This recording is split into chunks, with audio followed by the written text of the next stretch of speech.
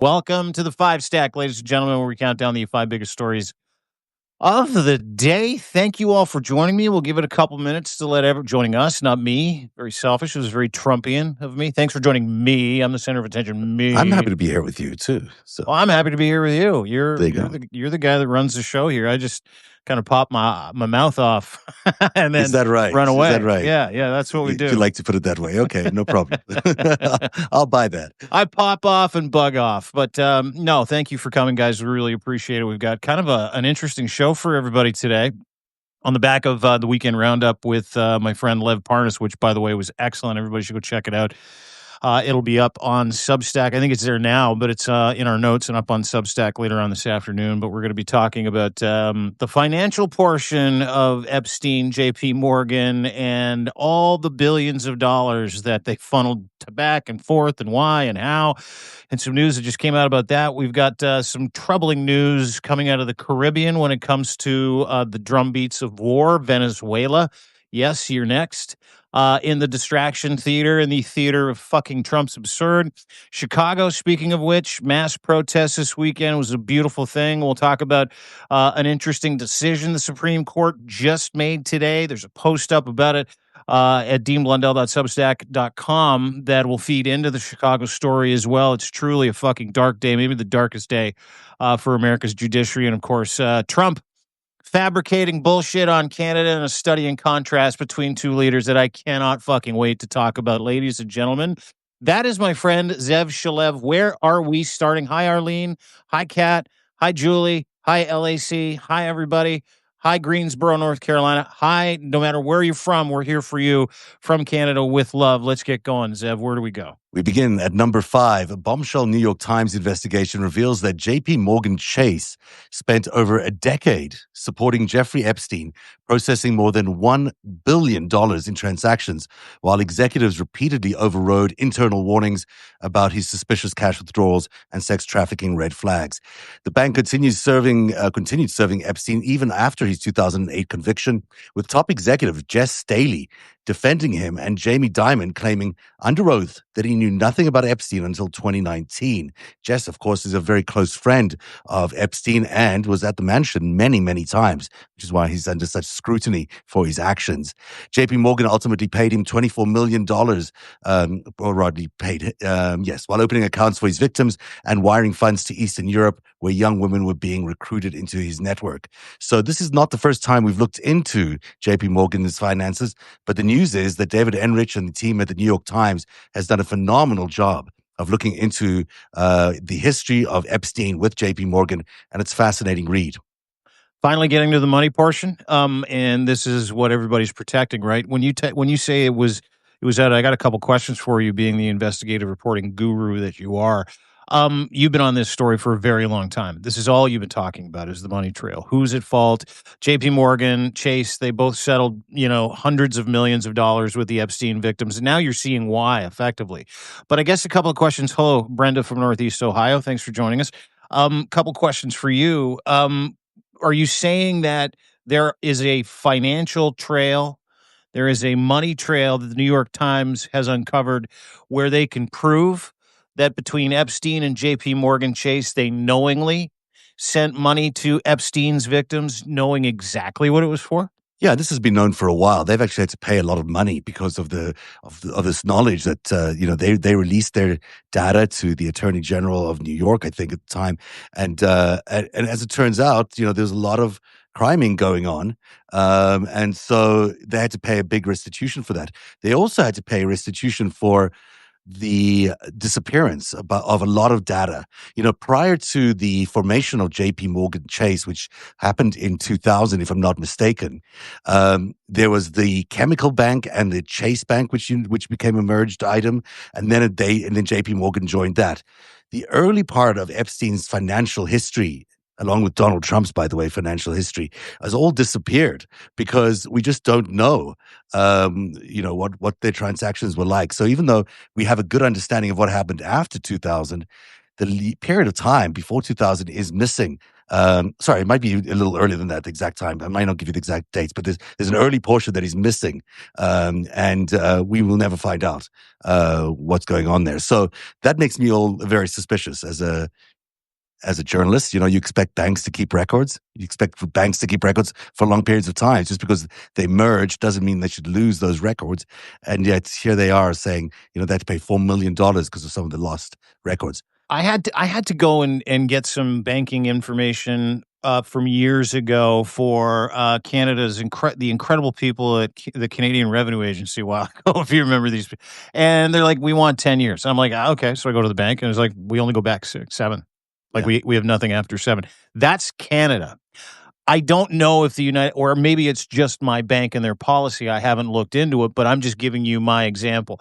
I don't know if there's a similar example. Maybe it is 20 years, maybe it is 25 years, and I'm not playing devil's advocate because I'm trying to stick up for Donald Trump and Jeffrey Epstein and JP Morgan Chase and $1 billion in sex trafficking, pedophile ring money. That's not what I'm trying to do. But is that not part of this? It's part of it is that they merge, and when there's mergers, they just put away all the records and they file them away into the archives. That's probably a legitimate reason for why these things have gone, but these clients were not just everyday clients. I mean, Epstein was probably the most important client JP Morgan had. In terms of fees, he generated up to $8 million a year just on fees. So he was very important to JP Morgan. He was obviously close with Jess Staley, whose office was just doors away from Jamie Dimon. And Jamie Dimon to this day claims that he didn't know anything about this Jeffrey Epstein case until 2019. It's just not really plausible. There's one email which talks about Jamie Dimon coming to see Jeffrey Epstein at the mansion, and that Jess Staley was organizing that. Or maybe that didn't happen, but there was certainly lots of conversations that would have involved Jeffrey Epstein. He was such an important client. And for Jamie Dimon to say, all the way to 2019, he hadn't even heard of Epstein, either means he's, not very good at his job, or his team was really keeping him away from the story. Yeah, or he is lying. Or he's lying. Or there is that possibility that he's lying. Yeah, I always go with that one with money guys. Hey, listen, there's no guarantee that Jamie Dimon isn't involved somehow. There's no guarantee because they quickly anteed up. I want to say it was about 200 to 250 million that they paid the Epstein survivors, right? Yeah. And they did that like, hey, let's just forget about a trial. Yeah, we get it. Let's just give them as much money as we possibly can. That's a lot of fucking money. And they deserve every penny, if not more. But to your point, that settlement makes this story make a whole bunch of sense, is how quickly can we get this off our plate and get back to the business of doing business? How quickly can we just satisfy those people, throw a bunch of money at them? $250 million in a settlement that wasn't adjudicated is a pretty incredible settlement, number one. Number two, what I find fascinating is that the reporters of the New York Times, and I haven't read the story, I'm just kind of downloading it from what you've just talked about. Believe it or not, I don't know all the things that we're going to talk about coming into this FiveStack sometimes. Zev will come with a couple. I'll try to catch him every day. Yeah. It's a good one. But as we're talking, there's so many questions in my head. Like, how long did this go on for? Who else was involved? How many people knew explicitly what this was for that continued to co-sign and perpetrate horrific sex assaults on children for decades? These guys kept paying his bank after 2008, when it was very apparent what he did because he was, convicted then. But they didn't seem to care. I mean, it took a long time for people at the bank. There was a basic revolt inside the bank for them to stop serving him. And Staley was a part. I'm just looking at the article here just to see if I can get you an exact date. But Staley was part of the JP Morgan empire for a long time, and really was considered a number two at the bank. And he was very close friends, I think, from the early 90s, from the mid 90s. With Ghislaine Maxwell confirming that in her interview the other day with Todd Blanche. So he's in the Epstein files. He's not only in there, I think he's closely associated with. I mean, I think he's there as a regular visitor to the mansion. So, the 1990s, think about how long ago these guys were just watching this happen, probably being eyewitnesses to events and ignoring it. And certainly maybe even being involved. Yeah, and they, maybe they saw that it was criminality, but didn't feel like it was any legal threat to them, so they kept doing it. I mean, that certainly seems to be the sense you get from Yeah. reading this. Well, he might be criming, but it's not going to hurt us, so let him keep going. There were a lot. The tension here really needs to turn to FinCEN. FinCEN is where all the documents are. Whenever there's a suspicious banking activity, you file a report with FinCEN, and FinCEN would know how many times people would have applied for suspicious reports or suspicious transactions by Epstein over the years, and how many times people didn't follow through on that. And it's interesting that is being held back right now. Treasury Secretary Bissett is in charge of that, and he's refusing to release those documents. Of course. Which I mean, why? Why is the president because and why is his treasury secretary they're all hiding? guilty? They're all just guilty. They're all just guilty. You can wax about it. You can go, well, what's the nuance? Who's attached? God, like a Venn diagram, and they're all fucking guilty. Scott Bessent, there's a report out about Scott Bessent. You know how he punched Elon Musk in the face and gave him a black eye? Yes. There's a report that he went after and tried to punch Bill Pulte in the face. Well, I mean, Scott Bessent has a very interesting history as well. And let's not forget that it's not just women, young girls that were caught up in this trafficking ring as victims as well. So, I'm pointing a finger at Scott Bessent for refusing to release the FinCEN information, where you can literally track, I believe, the amount. Senator Ron Wyden, who's been awesome, he's like, there's 4,725 fucking transactions there, and we need to see all of them. We need to see what they're about, the subjects, the topics, the amounts, the who's, the what's, the where's, the when's, the why's. And Scott Bessent's the gatekeeper for that. There were a lot of complaints all the time, all the way through the time as Epstein was a client for any of these banks. They all put suspicious reports through, but these were always quashed, including at Deutsche Bank after 2013 and before at JP Morgan. So you've got is the banking industry a party to this? Yes, they certainly are parties to this. They are facilitating this human trafficking. They're facilitating this drug trafficking. They're facilitating a lot of the. A $250 million settlement to victims doesn't necessarily say you didn't do anything wrong. Yeah, no, it says we misstepped and a lot. So to suggest that they did not. They weren't involved in any ways. Of course, nonsense. They were involved. They facilitated this. They knew what was going on. Sure. Without these banks, this wouldn't have happened. What a fucking story, man. Oh man. Those are the threads, that the everyday American needs to pull on. Those are the threads that Americans who want to know, whether you're MAGA and you got let down by Trump who's hiding the Epstein files, whether you're just a concerned citizen that doesn't like the idea that Donald Trump is protecting a massive network of fucking filthy, rich, disgusting, fascist pedophiles. Those are the strings that we all need to pull on. And these are the conversations that we need to have. The importance of sharing this content, the New York Times stuff. It's never been more important. And good on the New York Times for coming out with that report, because follow the money. Follow the money. You'll get the who's, the how's, the where's, the when's, and the why's. All the W's that really fucking matter when it comes to trying to figure out how America gets America back. And it starts with accountability. It starts with financial accountability, not rules for me and not for thee. It's the other way around. And that is the entire problem with the United States of America. It has never been more clear to me how corrupt the United States of America is at the top of every level, and how the rest of us are victims, marks, trafficked, abused, beaten, taxed. I mean, Jamie Dimon, if he knew about this, and the people that he worked with at JP Morgan, definitely knew about it, because they paid off a bunch of victims saying, hey, our bad, shouldn't have done that. They should be in jail with Ghislaine Maxwell as well. And she's the only person in jail, and she's not even really in fucking jail right now. The entire thing stinks. And if we start pulling on these threads that really smell, all of us, including mainstream media, which is why I give New York Times a little bit of credit, we'll get those answers. We'll get those answers whether or not SCOTUS decides to side with Trump and not allow these files to be released. Let's not forget what he was doing. What he and Ghislaine Maxwell were doing was running a blackmail operation.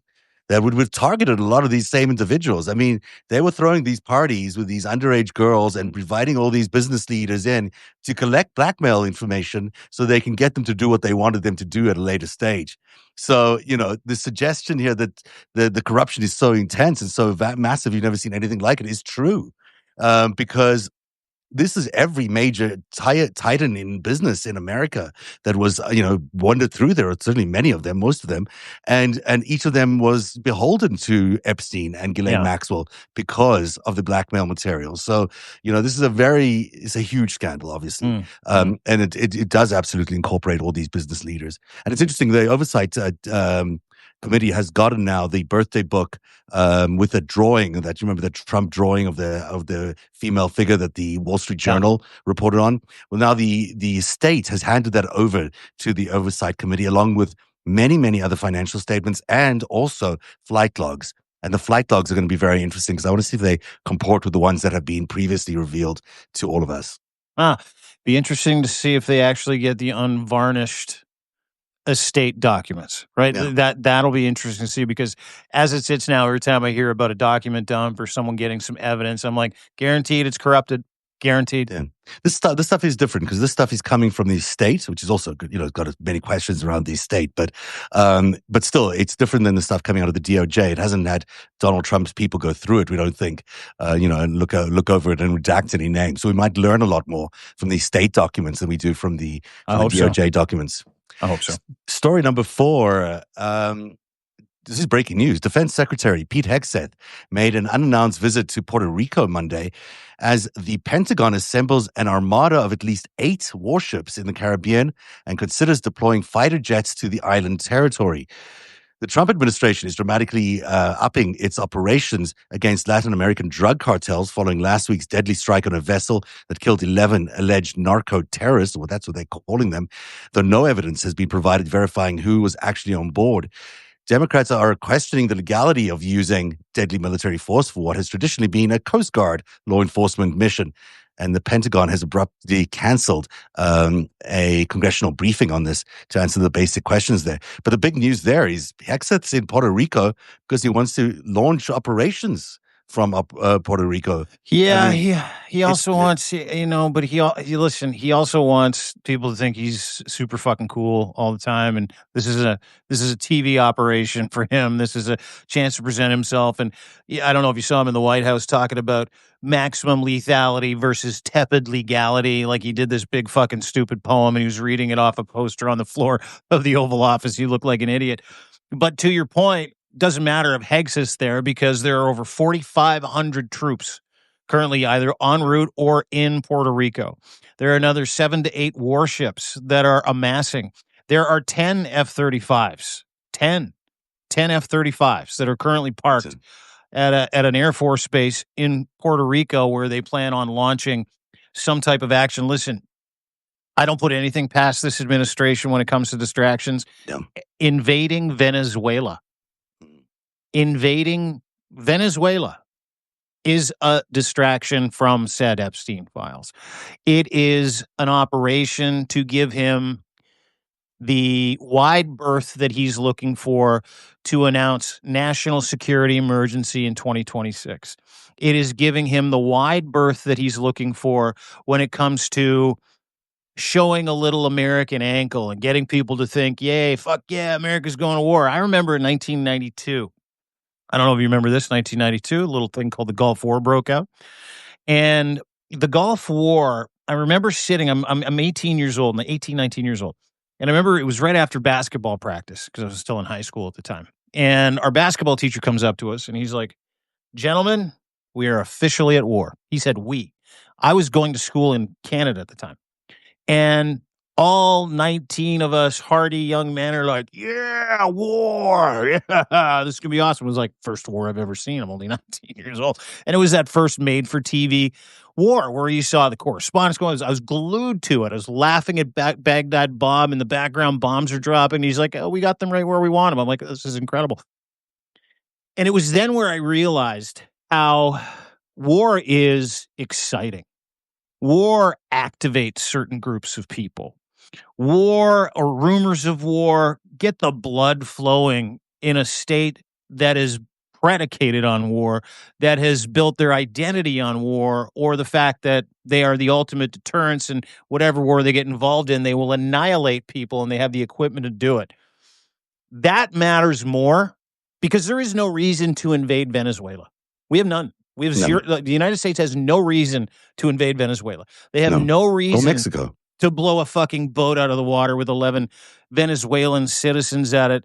It is all one thing that leads to another thing that leads to another thing, and none of it is war worthy, and none of it is authentic.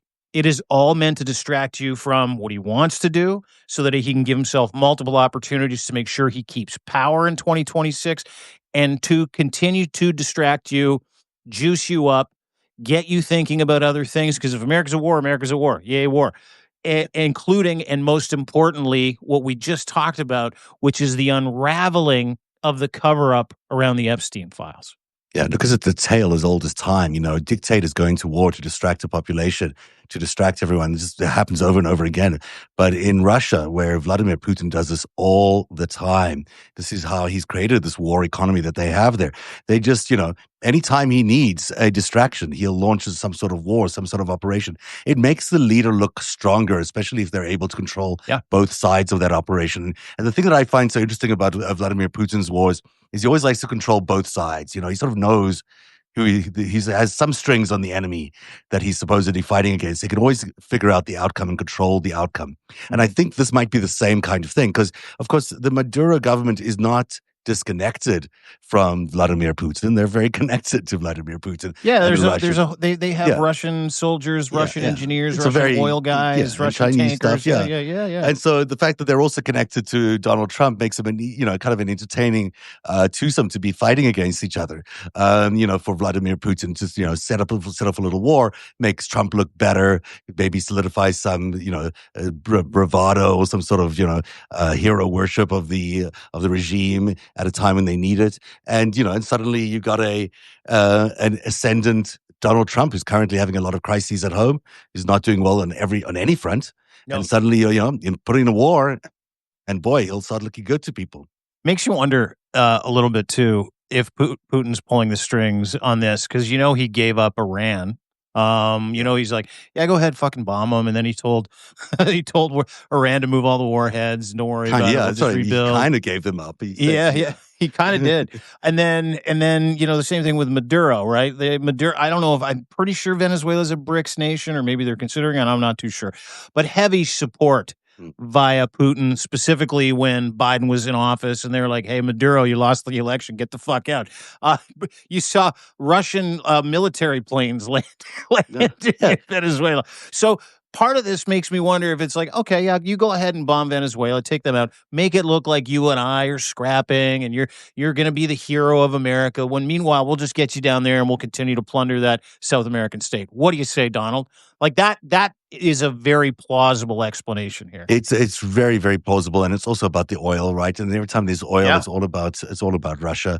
And Donald Trump would like nothing better than a big war like that as a distraction. So absolutely, I think this deployment to Puerto Rico, the militarization of the southern border, the vessels that they're moving in around that whole region, all has to do with making them look good in some sort of war, either against Mexico or Venezuela. Venezuela seems more likely because it is connected to Putin. And don't sleep on a little something that happened with Pam Bondi the other day, where she had a press conference and she lied, full on bold face lie about Canada being a hub of human trafficking into the United States, and how she was going to task Border Patrol and law enforcement to effectively militarize the Canadian and American border. That is also an operation. That is also a lie. That is also a prerequisite for some type of military or some type of action on behalf of the United States government. They're opening up as many fronts for excuses as humanly possible at this point.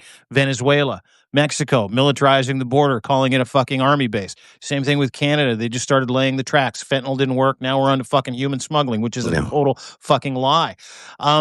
And don't take your eyes off of why. Because the more he has going on, the more wars this guy is engaged in, the more skirmishes, the more fake tough guy fucking videos he puts out of blowing up a boat with 11 Venezuelan citizens in it, which, by the way, is widely used as a fishing boat. No fucking proof at all. They were narco terrorists I'm to not the even sure point they're where Venezuelans, to be honest. JD, I don't think they were. JD Vance is like, I don't give a shit what happened. I'm glad they're dead. I mean, it's a war crime. They're committing war crimes and then possibly going to war to cover up the war crimes. And they're all pillars to turning America into a fascist dictatorial fucking state. Absolutely. It's a very disturbing development what's happening in Puerto Rico. And in the vilification of the Canadians in terms of human trafficking. I mean, they'll throw anything at Canada in order to fulfill their mission. And we'll talk more a little bit later on about how they really are coming after Alberta and coming after Canada in a very, very serious way. That's later on in the show. Meanwhile, speaking of war, tens of thousands of Chicagoans flooded the streets this weekend after Trump posted an Apocalypse Now style meme declaring the city would find out why it's called the Department of War, capital WAR, ahead of planned mass deportation raids. So Governor Pritzker and Mayor Brandon Johnson drew hard legal lines, with CPD reiterating it will not assist ICE in civil immigration enforcement, while the city is in cities activated rapid response networks, open sanctuary spaces, and set up legal hotlines. So they've taken some really big initiatives in Illinois and Chicago, but this thing is still on. I mean, they're calling it Operation Midway Belt or something like that, and it is happening right now. Yeah, they're staging at the Great Lakes Naval Air Force Base, just in Chicago, just outside of Chicago, as a matter of fact. And there is not a goddamn thing JB Pritzker can do other than warn people, other than prepare CPD to, be present for these things, not assist these people, and prevent any human rights indignities to Chicagoans and the people of Illinois.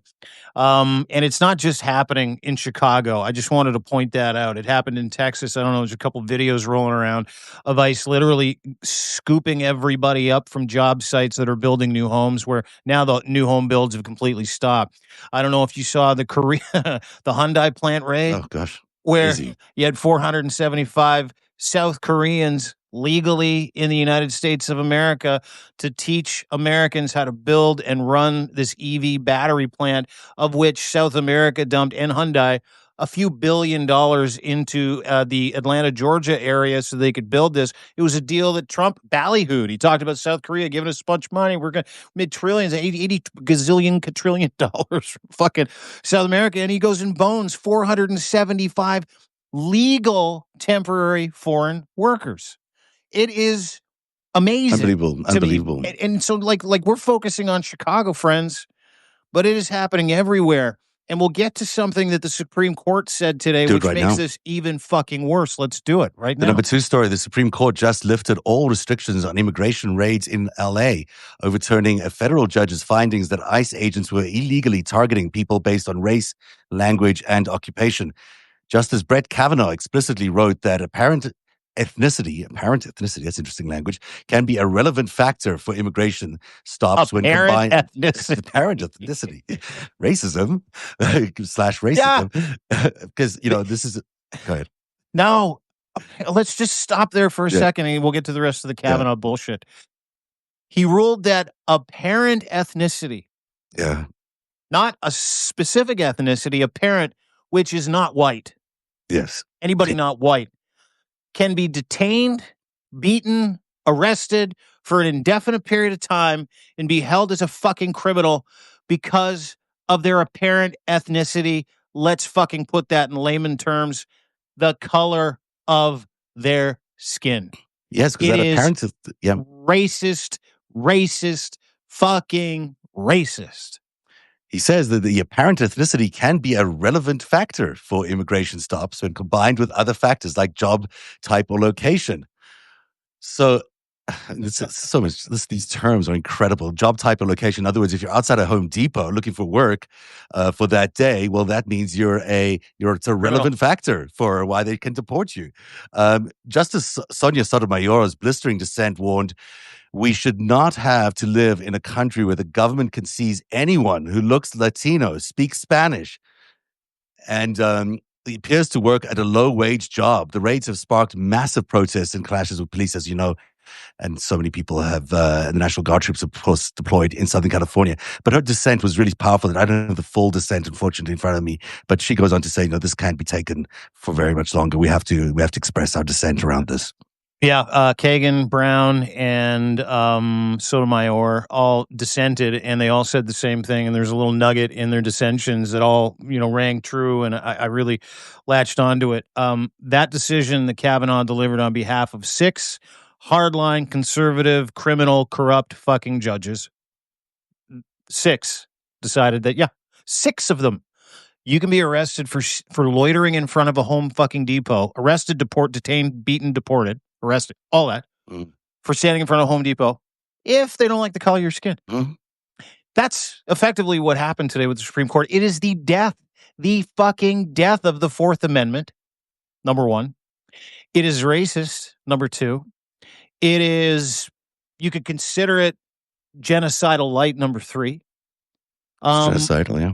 Moving people out of their homes, moving people out of their place of where they reside to other... Due to the fucking color of their skin. This is apartheid South Africa. This is, when they were giving people pass books in South Africa and telling them they had to move back to different old tribal territories and telling them they couldn't leave those territories or travel into the white cities without pass books. That's what this is all about. This is basically the same kind of legislation. And they had all these terms in South Africa too, all these justifications, how they would figure out what one race was and what another race was. And, people used to have, if they could stick a pencil in your head, if this pencil stayed there, it meant you were black.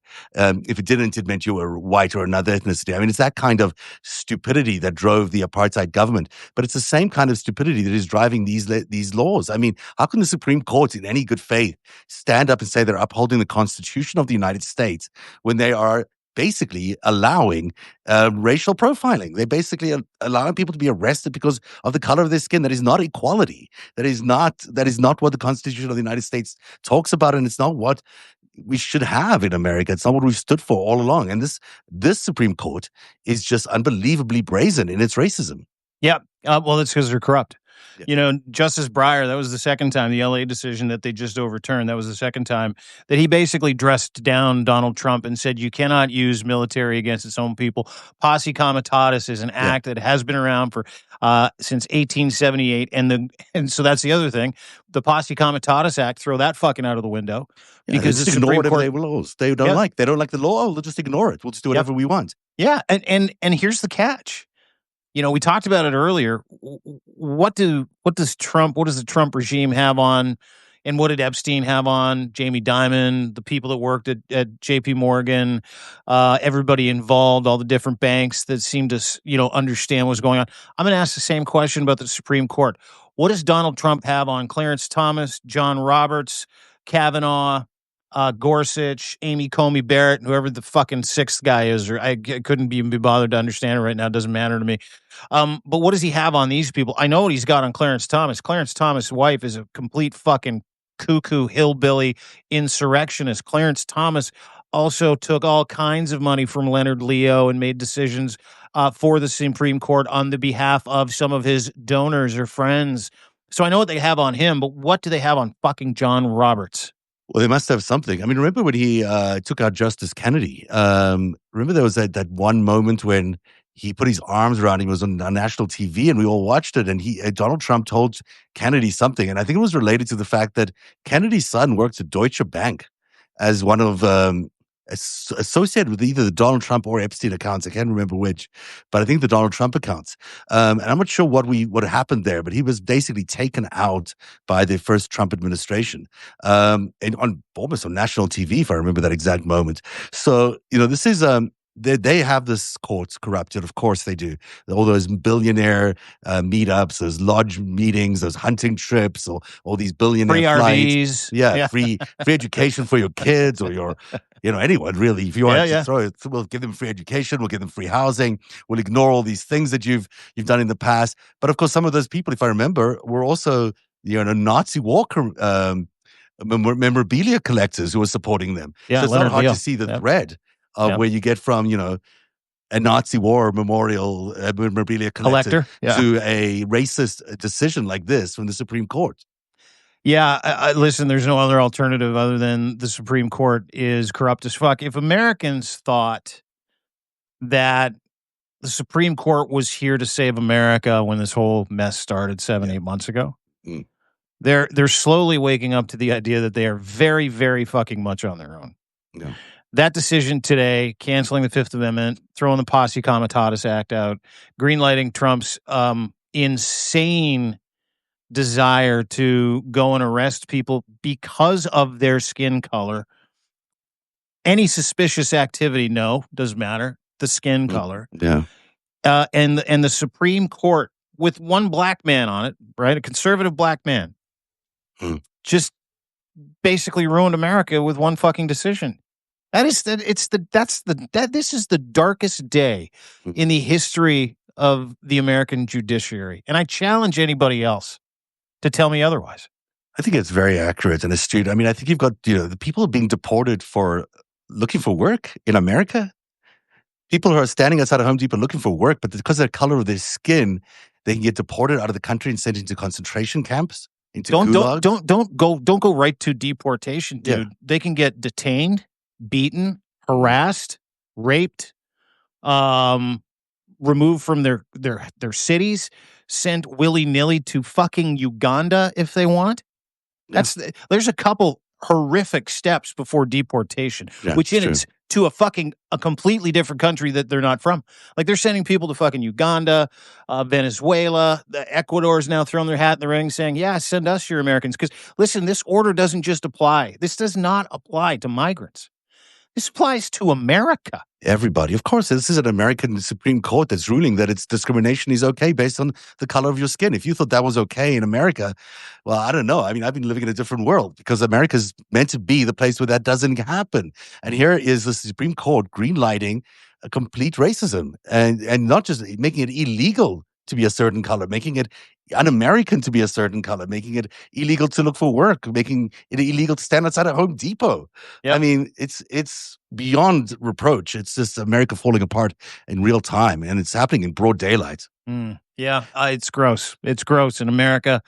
I never thought I'd see it. I feel awful for Americans. I don't feel awful for the Americans that voted for Donald Trump that are all going to get sent to CCOT. I don't feel bad for them. You probably do because you're way nicer than me.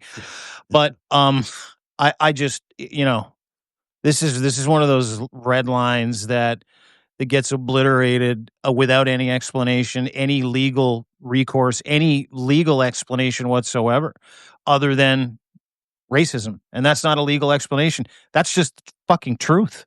Yep. Yeah.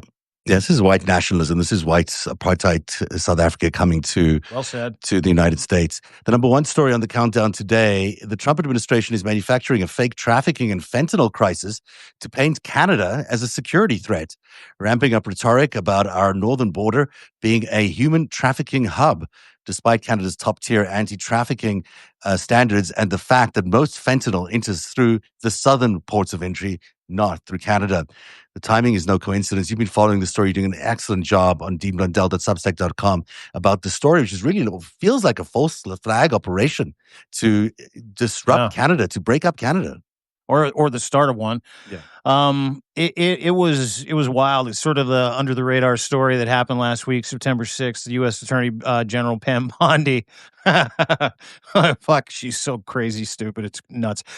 Said on that Thursday that human smuggling across the border with Canada is getting worse coming into the United States, and that traffickers are looking north following the Trump administration's crackdown at the border with Mexico. Now they're saying, oh, they're trying to get into America through Canada. Let's just map that out. That would mean that you would have to swim all the way up to Canada and then find a cartel, which Canada doesn't really have at all, to traffic you or smuggle you into the United States. Yeah. Or you'd have to get on a boat, or you'd have to get on a plane. Now, let me just insert some fucking common sense and facts here. Human trafficking and exploitation is awful. I get that, and it totally happens in Canada, in the United States, and around the world. The northern flow is a tiny fraction. That's what they're calling it. Yeah. The northern flow. I started fucking dying laughing. Oh, it's the northern flow of humans. And not only is it a minuscule, it pales in comparison to the amount of smuggling of fentanyl and human trafficking from the United States into Canada by a factor of fucking 10. Yeah. The drugs come the other way. They don't really 10. come that way. So Here's this the is catch. ridiculous. Yeah. Here's the catch. Yeah. Pam Bondi, when she made that announcement, said that she had spoken to Canadian officials, which she did, launched this complaint, and told Canadian officials that the United States, was going to take active measures to increase security and military personnel at the Canadian border with the United States of America. If you listen back to a conversation we had earlier in this podcast about an exclusionary zone at the southern border of the United States that has been militarized, where there are now tens of thousands of active service personnel, equipment, getting ready to stage a cartel invasion because it is giving America national security fits. That announcement from Bondi, that excuse from Bondi, which is pure I'll bullshit. be right back. Sorry, keep going. So No problem. That excuse is the exact same intention that Donald Trump and the Trump regime have for Canada. It is the exact same operation. It's just a different set of excuses. It's a different lie. It's a different, excuse to somehow get national security. And the reason for national security, put it at the feet of the American people so they can say, hey, we didn't have a choice. What does that mean? I don't know. Other than the fact that things are moving very quickly when it comes to not just the militarization of the border between the United States and America, but the lies that are being told, all the lies that are being told by Americans, ginning up everybody in that country so that they can have fucking news stories like the one that I just read and posted and completely obliterated at deanblundell.com. You can go and read about it because they want to invade Canada. And there is no other explanation. The fentanyl shit didn't work, so now they're inventing human trafficking. And it's always the same fucking precursor to the same fucking solution, which is we need to militarize the border.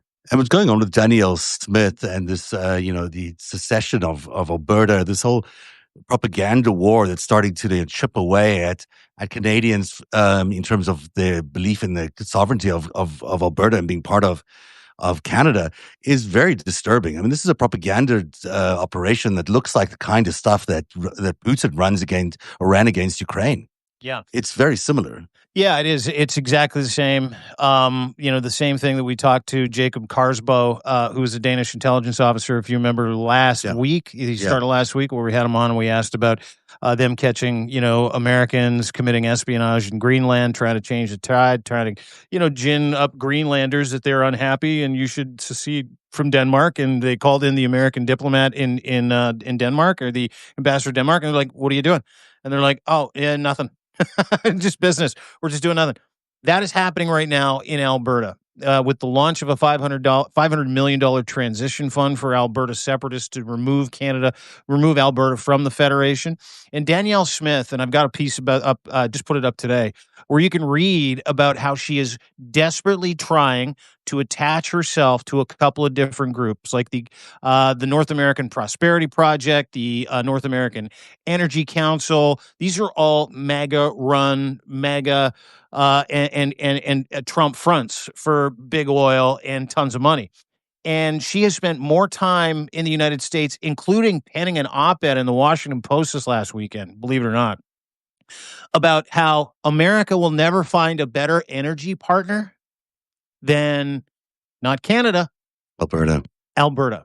So these are very and she's a smart lady. Like, she is an absolute fucking Koch group of companies operative. She worked at the Fraser Institute. She wrote a fucking op-ed about 20 years ago because she was working as a lobbyist for Big Tobacco about how secondhand smoke wasn't actually that bad for you. And it was not bad to have a couple smokes a day.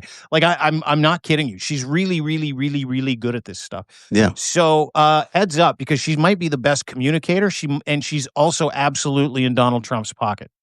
And it's a propaganda war. I mean, this is what asymmetric warfare looks like. It starts off by people, a foreign nation launching a propaganda attack at a country. They weaken the resolve of certain people. They try to, weaken the resolve people on the edges, people who might be opposed to the government that's in power in that country. And they start feeding them a lot of propaganda, a lot of lies, but a lot of compelling, at least it seems on the outside, reasons to be dismissive of their government, to be against their government. And this is what it looks like. It's beamed in basically from across the border, and it gets to people. It does get to people. And with social media today, it's very easy to get to each individual, which, by the way, they've already profiled. They know what your fears are. They know what your interests are, what your kids are doing, everything they need to know about you in order to target just the right fear.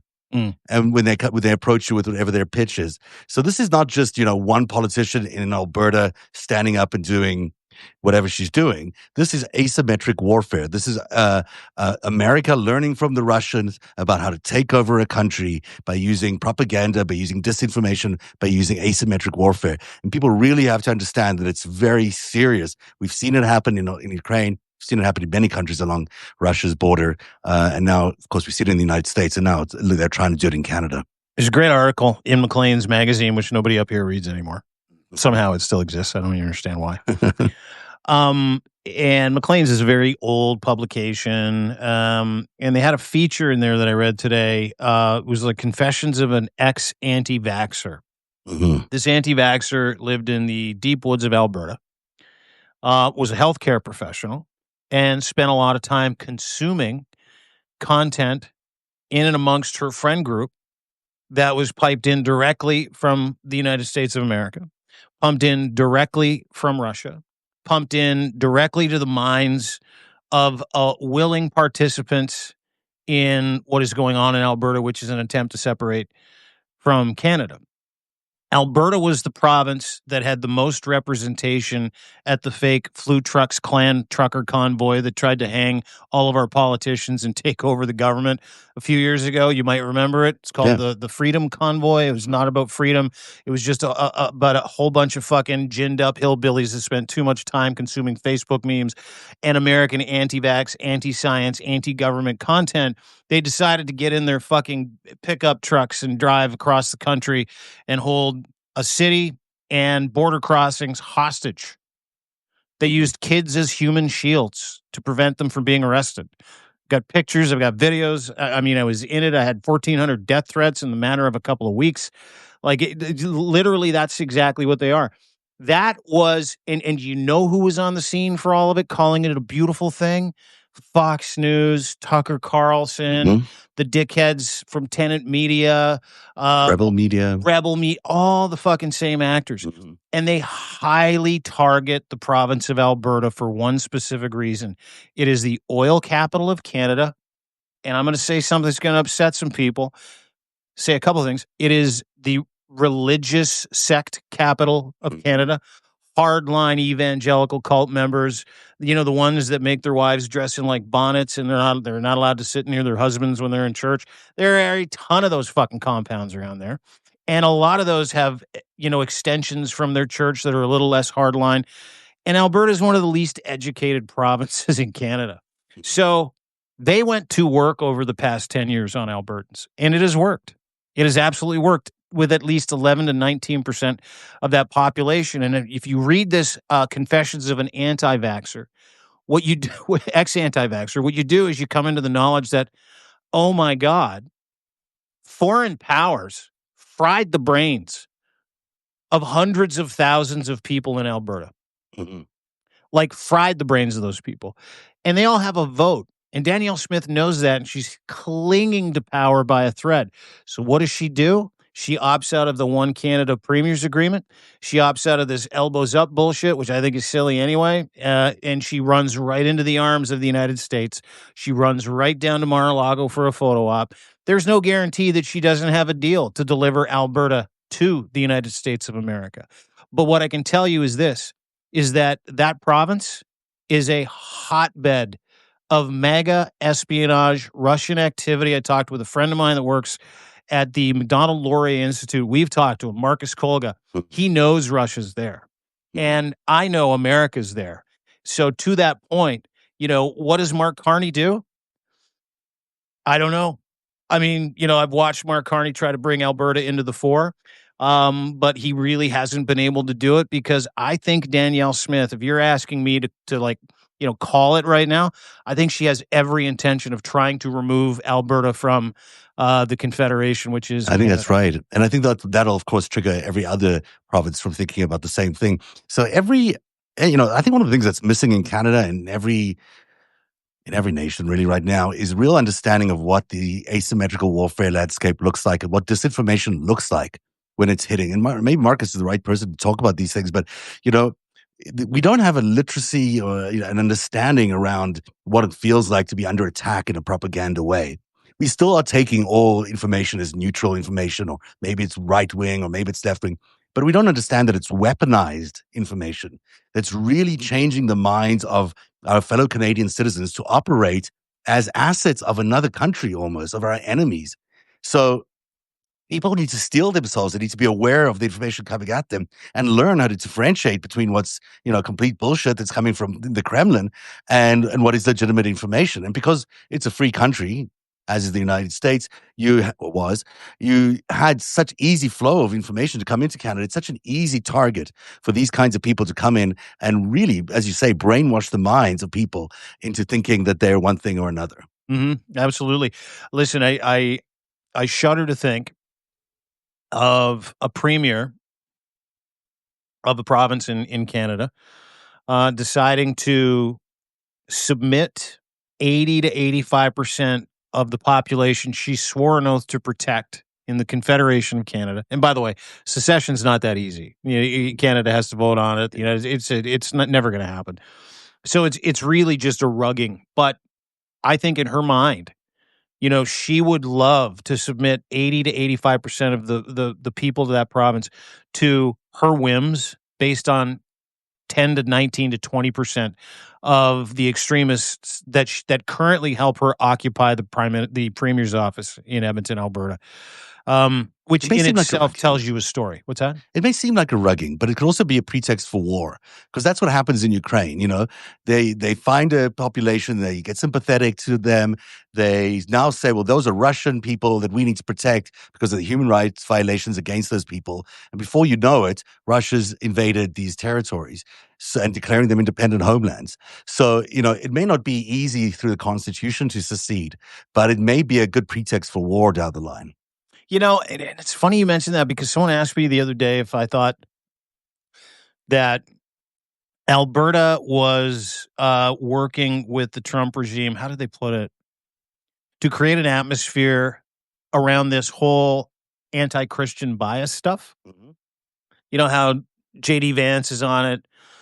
Donald Trump's on it. The other day he was talking about how, he came to save Christians. JD Vance talks about anti-Christian bias. All the fucking losers talk about it. Now we've got a conservative politician named Javil Giovanni putting out videos about anti-Christian bias in Canada, burning down churches. Alberta needs to be saved. So, it's funny because I would have said no. I would have said, nah, that's crazy. But I can't count any of that stuff out, No, you especially can't. when you bring all these little pieces together and you build a picture. And that picture hides behind, hey, it's the same playbook Russia did to Ukraine.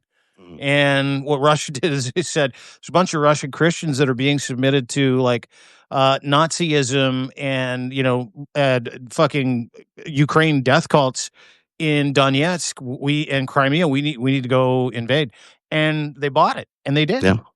Yeah. So who And knows? that's where we are today. So I don't know what Canada needs to do to just steel themselves against this, but it's certainly, I think, a real threat that's coming down the pike as one looks at all these geopolitical movements. I was going to talk about something else, if you have a minute, if you don't Sure. mind me talking. Yeah. This thing comes out every once in a while where people on Twitter talk about me platforming Charles Johnson, who's a well-known, right-wing provocateur, operative, call him what you will. He's involved with a bunch of people who are, just distasteful to say the least, but he clearly is part of this operation that's worked for a long time. So one of my former sources, Greg Smith, who helped me a lot because he worked with Eric Eric Prince for a while, and certainly helped me expose China's role in the Eric Prince operation and in the whole enemies of democracy. The other day was saying that he fell out with me on Twitter because of me platforming Charles Johnson a few years ago. Now, firstly, I don't know. This term platforming is a bit of a crazy term. I interviewed Charles Johnson on my show on Twitter, which is one of those things that I do a lot of the time. I interview lots of people I disagree with, lots of people who come from a different point of view. In this case, he was doing sort of a Lev Parnas thing where he was saying, "I'm now on Biden's side. I'm no longer, I've turned away from Donald Trump, and I'm now on Biden's side." And I was like, "Well, that's interesting. Let's put him on the air." But what it really was the start of a really massive influence operation on me, and I was the target of that influence operation that lasted, um, you know, almost 2 years, believe it or not, maybe a year, and it was a very, they were not happy with my effective reporting on Epstein. They were not happy about my effective reporting on COVID and a bunch of other things. And so they targeted me in the most unbelievable way to hurt my credibility, hurt my reputation, really brought me to bankruptcy at the end of the day, because of their efforts to really suppress what I was doing. Um, and it was a few years of a lot of very difficult times. I mean, to say the full extent of everything they did would be enormous. And so I don't talk about this stuff very much, but I think people need to understand when they hear this criticism around me that I platformed, which really was I interviewed a guy once on my show, and didn't break any journalistic rules that I know of in terms of doing that, that is what you're seeing is the start of an influence campaign that was targeted at a journalist, an independent journalist, and was designed to hurt my credibility, and my reporting over the years. And it has. It's done a very effective job of that. Is These it guys still going on? It still goes on today. I'm this Greg Smith thing writing it today. I'm still seeing him do it today. And I'm like, how come this is still going on? Who the fuck's this guy? Who the Greg fuck Smith, is Greg this Smith guy? is also questionable where his intelligence backgrounds might be, but he's the former partner of Eric Smith in that company, the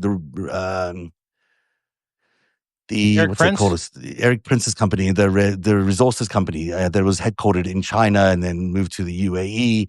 That basically, he's a very, in some ways, a very, very great source to me, and he's been very helpful to me over the years in exposing Eric Prince. And I'm not criticizing him for that. What I'm just What's his last name? Smith. Greg Smith. You're going to find it hard to find some stuff in him because he's one of those shadow people, but he's out there, and I've certainly interviewed him. But my point is not to talk about Greg, because I think maybe he's well intentioned, maybe he isn't. My point is that this notion that I'm still, that I should be held responsible for this one interview, that's a negative on me for platforming this, is just bullshit. It's just bullshit. Well, let me explain platforming real quick, and Yeah. I got your back, and I'll go after this, Cat. I got no problem. Platforming is only platforming when you give someone a massive platform on a major news outlet, or you give them a job. Or Okay, you let give me. them a permission to be on Twitter or X or Yeah, that Twitter platform. You Yeah. didn't. You Yeah. interviewed him. Yeah. And you interviewed him because you wanted to talk to this Charles gentleman about his turn from MAGA over to Team Biden. Yeah. Great, good, awesome. Doesn't matter why you wanted to fucking interview the guy. You want to interview him, you interview him. You want to talk to him, you talk to him. It's nothing about journalistic standards. You're interested. You want to have a conversation with him. And guys like this, I'm looking at a picture of Greg Smith in the Colorado Sun, wearing a cowboy hat, leaning over a railing like a tough guy. They're afraid of you, right? Guys like that. And so what they do is they gin up these ideas that, you platform somebody, and then they activate a whole network to start feeding this bullshit narrative about how you platformed a Nazi or platformed a racist or platformed a white supremacist or platformed a traitor. You're allowed to fucking talk to and with anybody you want, any fucking time you want, because you're not platforming, you're interviewing him. Platforming would be if you gave this Charles Johnson guy a fucking job or a show on your network. Yeah. That's it. I'm not doing that. And the thing is, I mean, I was a target of an operation which I was deeply distressed by. This was the start of a very awful thing when that was happened to me. I mean, I learned a lot from it, and I learned a lot about the organization by being a part of this influence or being targeted by this operation. But it blows my mind how people just latch onto these things that are just, Yeah, they spread like wildfire because they're intentionally spread like wildfire. These are vast networks of people that are designed to destroy people's reputations, that work in both the real world and online. It's not just an online thing. They'll come after your friends, they'll come after your business associates, come after your family. They just try wreck you as much as they can in order to keep your message quiet or stop you from being the journalist that you are. So, um, you know, I just think people need to be a little bit less naive about how these things spread, and to just grab whatever someone said about Zev or not does not necessarily make me one way or another. But I just want to get that off my chest. Thank you. Ask Zev about Zev. Yeah. There's a novel idea. Yeah. Listen, this happened to me 2014. Yeah, 11 years ago, where I mocked a rapist who happened to be gay, and said, I hope he sentenced to 5 years in jail. Hope he experiences 5 of the greatest years of his life. But big fan of prison justice. Okay. Mm-hmm. This machinery went to work to paint me as someone who's always hated gay people. Mm-hmm. Always, you were in Toronto at the time. Yeah. You read the stories. You know my history. Yeah. And so prior to, and this was largely driven by online stuff. And at the end, when I actually got fired from the radio station I was at for 15 years, did a morning show, was #1 in Canada for years and years and years, which is why I'll never do radio again, by the way. And at the end of that, when I finally got gassed, someone sent me a DM and they said, "We got you." I'll never know who it was from. Mm-hmm. There are dark fucking shitty forces at play. Exactly. When it comes to people like Zev doing the job that he does, people like us doing the job that we do, because, and I'll tell you why, is because when you get really close to the truth, it's a fucking red alert for certain group of people. And we don't live in a time where you can, like I did, do a radio show, go in, spit fire for 4.5 hours, or like you, go in and produce a show or do an investigative report, put it out there, feel really good about it, maybe read a couple shitty comments in the comment section, or inform people. We live in a time where people have instant access to everybody, including you, and that includes raising an army of fucking morons or ginning up a troll or bot army of morons to hurt people like you.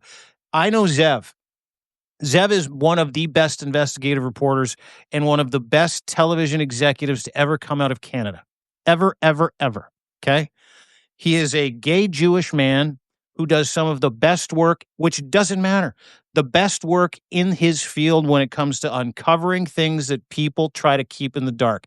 And that, my friend, is the truth. That is why you got attacked. And I hope everybody shares this with people. And I hope you subscribe to narrative.org. And I hope you're writing a piece about this so that you can reclaim parts of your life back. Because I know your story. You should. Yeah. I know your story. And I there are parts of it that you won't even talk to me about because obviously so much emotion, anxiety, maybe some PTSD is attached to it because I've lived it. There was a time where I couldn't even walk out of my fucking house without thinking that everybody looked at me like I was homophobic. Like, I'm not even kidding you.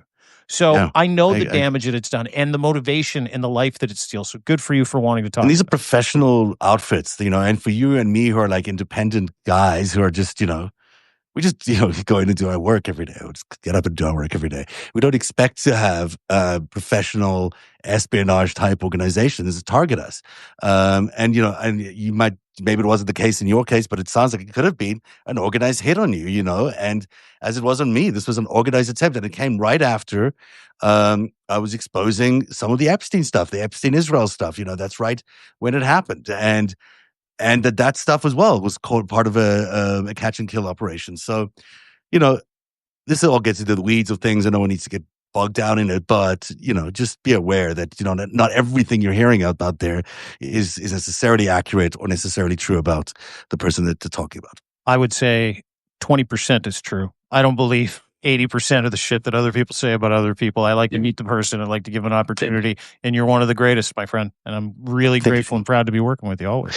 Thank you. I appreciate your support, and thank you for that. And thanks for letting me just say that, because I need to get off my No, chest. no problem. I'll kneecap. I'll online kneecap Greg Smith too if you want. I'm happy Well, to do that. I'm gonna respond to him right now. I just wanted to share this with you guys first, and then I was gonna respond to him and just say, this is just not right. So I'll do that, and then I'll write. You take the high road. I'll take the low road because it's way more fun. All right, you do it. That is the FiveStack for today. Everyone should check out deanblundell.substack.com, and not just check it out, subscribe to it, become a paid subscriber to it. It is the best source of information you can get every morning in terms of what's happening in your world, and especially as he's covering the Canada-US relationship and what's going on in Alberta. No one is covering it like Dean Blundell is right now, and it's your story, and I hope people start following you and take it seriously from what you're reporting there. And at narrative.org, NARATIV.org, the next chapter of The Greatest Heist is coming out. Oh boy, this thing gets really interesting. This is not, who would have thought? I would, this is Dude, I wait for your Greatest Heist series like I wait for a new episode of Wednesday. It's good. It's kind of a similar territory. Seriously, where you're like, oh my God, I can't wait to see it. This is so cool. I don't know if I'm a teenager or if I just like gore, or if I'm into this new Addams Family stuff. But I got so excited for these episodes of Wednesday, or a new episode of Slow Horses. By the way, Slow Horses coming out again.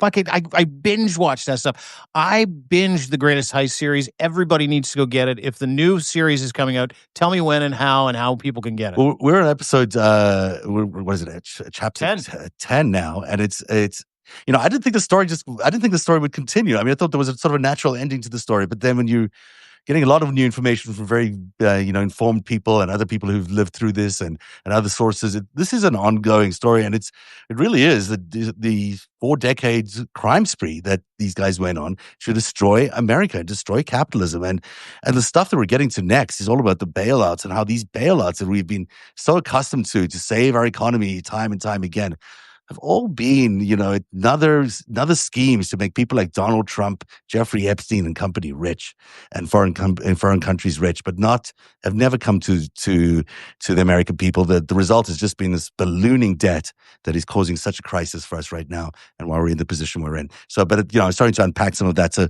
the next chapter will be out Wednesday, I think. So that's coming out soon. Awesome. All right. I look forward to it. Thanks, buddy. That's the FiveStack. We'll see you tomorrow, everybody. Bye, guys.